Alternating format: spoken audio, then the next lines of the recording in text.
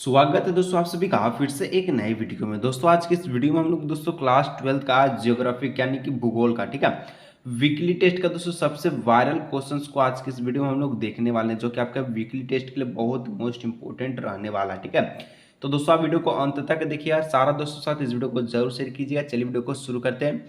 एक एक प्रश्न दोस्तों आपके एग्जाम के लिए बहुत ही मोस्ट इंपोर्टेंट प्रश्न है। ठीक है, सबसे पहले सेक्शन ए वाले प्रश्न को हम लोग सभी का सभी को देखेंगे। ठीक है, चलिए यहाँ पर दोस्तों सबसे जो पहला प्रश्न आपसे पूछा गया है, ठीक है, क्या पूछा गया है, ध्यान से सुनिएगा और सभी प्रश्नों को एकदम अच्छी तरह से याद कीजिएगा। ठीक है, मानव भूगोल मानव समाज और धरातल के बीच संबंध का संश्लेषित अध्ययन या कथन किसका है। ठीक है, पहले सुन लीजिए उसके बाद आप बताइएगा। ठीक है, मानव भूगोल और मानव समाज और धरातल ये तीन गो चीज है। ठीक है, इस तीनों के बीच जो संबंध संश्लेषित जो संबंध है, ठीक है, ये जो अध्ययन करता है ये किसका कथन है। ठीक है, ये किसका कथन है, कथन आपको पूछा। ठीक है, कौन बोला है, आदमी का नाम पूछा। ठीक है, तो यहाँ पर ऑप्शन नंबर सी हो जाएगा, रेट जेल, ऑप्शन नंबर सी। ठीक है, कोई दिक्कत या परेशानी की बात होगा तो आप नीचे कमेंट भी कर सकते हैं। ठीक है, चलिए 2 नंबर, नव निश्चयवाद अथवा रुको और जाओ निश्चयवाद संकल्पना का प्रतिपादन किसने किया। ठीक है,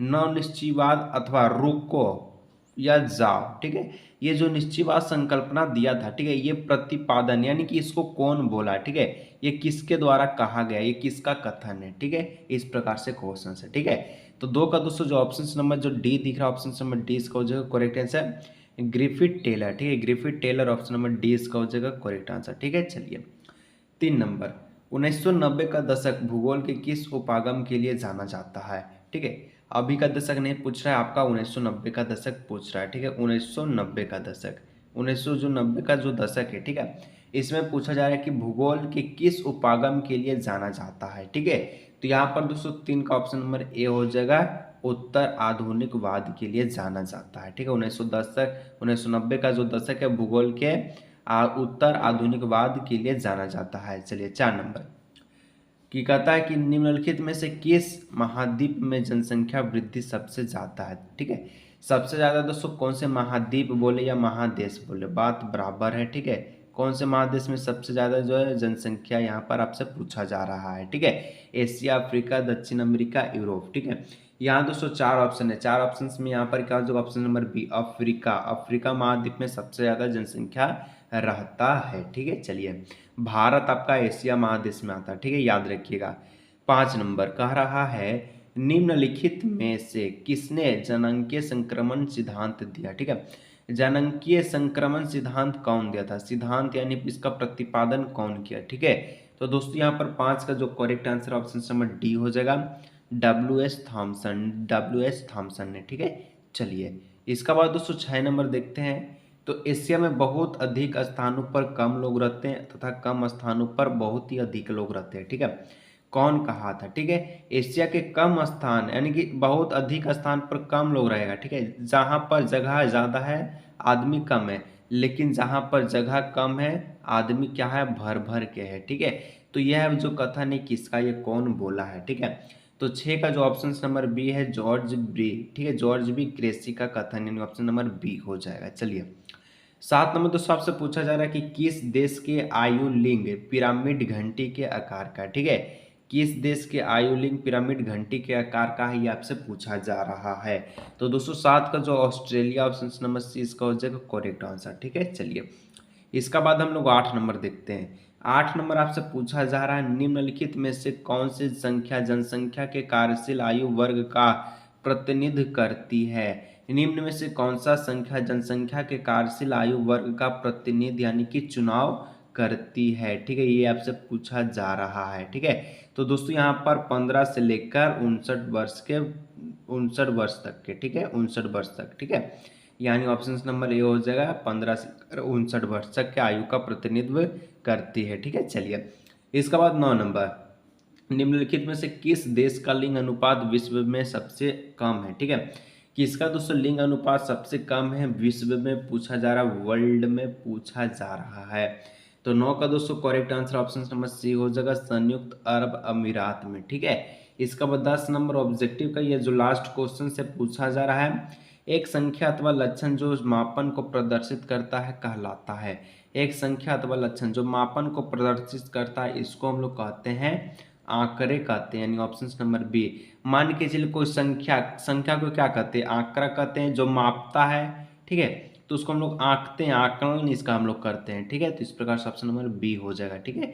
चलिए सब्जेक्टिव को देखते हैं, उसके बाद हम लोग जो है यानी कि सब्जेक्टिव को देखते हैं, अति लघु उत्तरीय प्रश्न, जो कि ये 4 नंबर का रहने वाला है।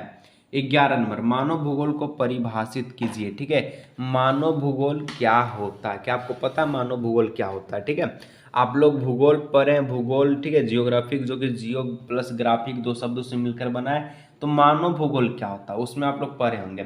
तो अनेक विद्वानों ने मानव भूगोल को परिभाषित किया है, ठीक है, यानी कि बहुत सारा विद्वान, एक विद्वान नहीं बल्कि कई विद्वानों ने भूगोल यानी कि मानव भूगोल को परिभाषित किया है, ह्यूमन जियोग्राफी को इसको डिफाइन किया है, जिसमें कुछ बातें समान है, यानी कि कुछ बातें क्या है, कॉमन है, ठीक है, कुछ बातें कॉमन है।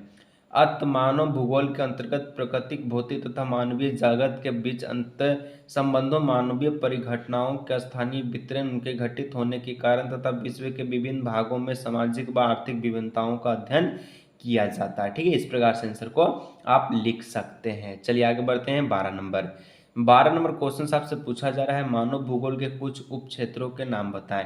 उप क्षेत्र पूछा है, ठीक है। उप क्षेत्र क्या क्या हो जाएगा, यहाँ पर आप लोग ध्यान से देखिएगा, ठीक है। तो मानव भूगोल के उप क्षेत्र हो जाएगा व्यवहारवादी भूगोल, ठीक है, समाजवादी या फिर कल्याण का भूगोल, अवकाश का भूगोल, सांस्कृतिक भूगोल, ठीक है। इसका बाद लिंग भूगोल, ऐतिहासिक भूगोल, चिकित्सक भूगोल, निर्वाचन भूगोल, सैन्य भूगोल, संसाधन भूगोल, कृषि भूगोल, पर्यटन भूगोल, विपणन भूगोल तथा उद्योग भूगोल आदि। ये सब उप क्षेत्र, उप क्षेत्र का नाम तो सबको याद करना होगा, ठीक है। ये सब आप लोग देख लीजिएगा ये उप क्षेत्र में क्या क्या आता है, ठीक है। तो उप क्षेत्र में इतना मानी जो आता है क्षेत्र का नाम, ठीक है। चलिए इसके बाद लघु उत्तरीय, लघु उत्तरीय में जो कि 13 नंबर का प्रश्न है, मानव भूगोल किस प्रकार अन्य सामाजिक विज्ञानों से संबंधित है, ठीक है। मानव भूगोल किस प्रकार अन्य सामाजिक विज्ञानों से संबंधित है। उत्तर में लिखिएगा, मानव भूगोल की प्रकृति अत्यधिक अंतर विषयक है, क्योंकि इसमें मानव और प्राकृतिक पर्यावरण के बीच अंतर संबंध का अध्ययन किया जाता है।